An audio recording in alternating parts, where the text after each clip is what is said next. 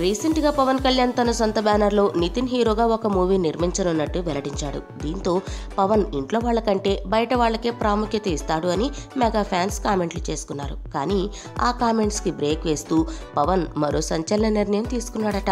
పవన్ త్వరలోనే చరణ్ హీరోగా ఒక మూవీ ప్రొడ్యూస్ చేయాలని భావిస్తున్నాడట. దీనికోసం పవన్ చరణ్ని డైరెక్ట్ చేయాల్సిందిగా త్రివిక్రమ్ శ్రీనివాస్ని ఒప్పించాడట. దీంతో ఎప్పటి నుంచో అనుకుంటున్న చరణ్ త్రివిక్రమ్ కాంబినేషన్ ఇన్నాళ్ళకి సెట్ అయిందని మెగా పవర్ ఫ్యాన్స్ చర్చించుకుంటున్నారట.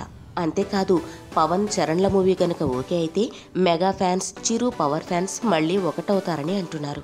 కొంతమంది ఫ్యాన్స్ అనవసరంగా 2 వర్గాలుగా విడిపోయి దూరం పెంచుకుంటున్నారు. కానీ నిజానికి పవన్, చిరులు ఎప్పుడూ కలిసే ఉన్నారనేది వాస్తవం. ఎప్పటికీ విడిపోరనేది కూడా వాస్తవమే.